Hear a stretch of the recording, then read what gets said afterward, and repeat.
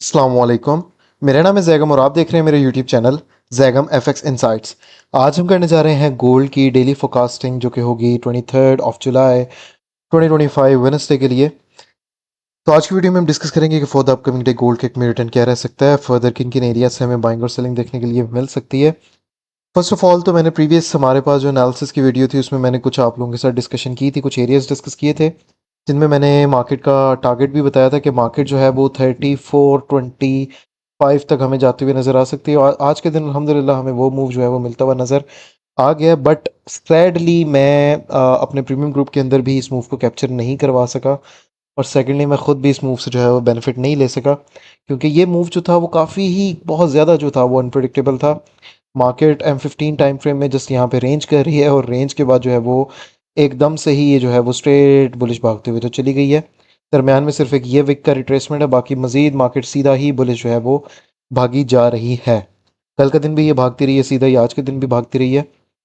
तो बात ये है कि मज़ीद गोल्ड जो है कहाँ तक जाके रुकेगा, इसकी ब्रेक जो है वो कहाँ पे जाके लगेगी, और अभी मार्केट कितना मज़ीद और बुलिश जो है वो जा सकती है। तो इसके लिए सबसे पहले तो मैं आप लोगों को एक बात बताता चलूँ कि मार्केट में अभी जो सिनेरियो चल रहा है, जिस तरह के VSA के अकॉर्डिंग यहाँ पर अगर हम इस वॉल्यूम को देखें तो यहाँ से ही इसमें जो है वो बाइंग हुई है, और मार्केट उसी वजह से जो है वो कॉन्टीन्यूसली जो है वो कम से कम 1000 पिप जो है ये तब से बुलिश जा चुका है, स्ट्रेट बुलिश ही जो है ये भागते जा रहा है। बाकी सेलिंग के लिए तो कुछ कंफर्म एरियाज नहीं है अभी फिल वक्त, लेकिन यहाँ से कोशिश करेंगे कुछ एरियाज को आइडेंटिफाई करने की, ताकि हम जो है उनके बिहाफ पे जो है वो मार्केट से कुछ पोजीशंस ले सकें। बट मार्केट जो है वो स्टिल अभी तक बुलिश है, सेलिंग का हमारे पास कोई भी एविडेंस जो है वो क्लियर नहीं है। अच्छा, सबसे पहला तो एक सेलिंग का जोन ये है। इसके अलावा वैसे ऊपर भी ये वाला कितना जोन पड़ा हुआ है, इन दोनों जोन्स को जो है वो मार्क कर देते हैं।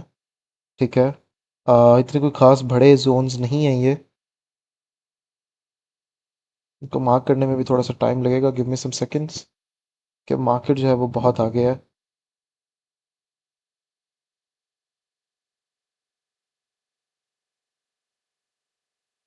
तो हमारे पास ये वाला कितना जोन है, उसके बाद हमारे पास ये वाला भी जोन है जो है ये इतना अवेलेबल है। अच्छा, सबसे पहले हमारे पास ये वाला जो एरिया है वो है 33, सॉरी 34, 34 38 से लेके 34 42 का एरिया। 60 पिप्स का आपका ये जोन है। इसके अलावा सॉरी ये 40 पिप्स का आपका ये जोन है। इसके अलावा जो अपर एरिया है वो है 34 46 से लेके 34 50 का एरिया। ठीक है, 34 50 का एरिया आप इसे कंसिडर करेंगे। ये दो हमारे पास इस सप्लाई जोन अवेलेबल है फॉर द अपकमिंग डे। इसके अलावा क्योंकि गोल्ड जो है वो बुलिश है, तो हम मेनली जो है वो बाइंग की तरफ जाएंगे। बाइंग के लिए भी हमारे पास अच्छा एरिया एक अवेलेबल है। सबसे पहले तो ये यहाँ पर ये जो इतना एक एरिया ना, 12 से लेके 16 तक का एरिया, ये 34 12 से लेके 34 16 का एरिया बनता है ये आपका। ये वाला हमारा जो है वो बेस्ट एरिया है। ठीक है, ये 12 से है बेसिकली। 12 से लेके इसको 12 से ही मैं मार्क कर देता हूँ। 12 से लेके 16 का एरिया ये। ठीक है, 12 से लेके ये 16 का एरिया है आपका। ये आपका एक सबसे पहले तो one of the best demand zone है, जहाँ से हमें मार्केट के अंदर बहुत अच्छा जो है वो एक मूव देखने के लिए मिल सकता है। इसके अलावा हमारे पास यहाँ पर ऊपर भी कुछ एरिया अवेलेबल हो सकते हैं, जो कि वैसे ये कितना एरिया बन रहा है, वैसे टेस्टेड है ये जोन, लेकिन स्टिल इसको भी हम मार्क कर लेते हैं, क्योंकि ये भी जो है वो एक डिमांड जोन ही जो है वो बन रहा है। अच्छा, ये वाला जो एरिया है वो है 34 20 से लेके 34 22 का एरिया। 20 पिप्स का ये आपका जोन है, एक छोटा सा डिमांड जोन।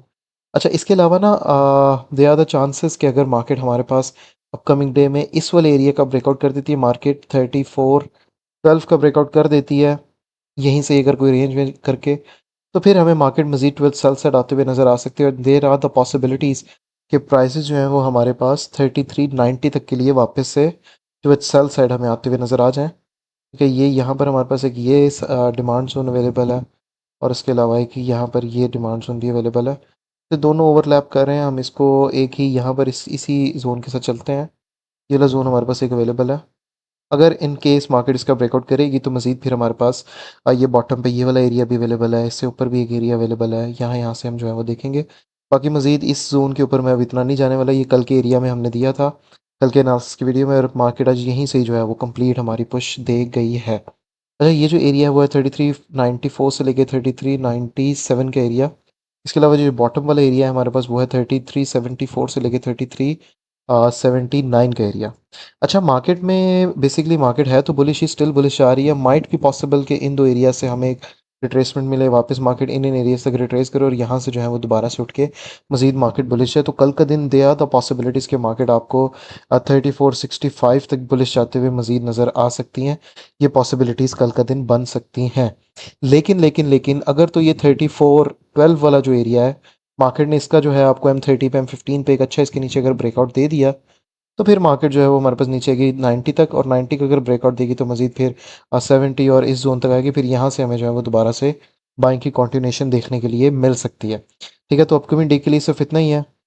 न्यूज़ की अगर तो मैं बात करूँ तो न्यूज़ हमारे पास जो है वो कोई भी स्पेसिफिक नहीं है। बाकी कल का दिन इंशाल्लाह ताला अपने यूट्यूब के चैनल पे जितनी भी मेरी टिकटॉक की ऑडियंस देख रही है इस वीडियो को, हमारा जो यूट्यूब के चैनल है जैगम एफएक्स इनसाइड, उसको लाजमी जाकर सब्सक्राइब करें ताकि आप हमारे साथ जो है वो डेली नए सेशन में लाइव ट्रेड जो है वो कर सकें।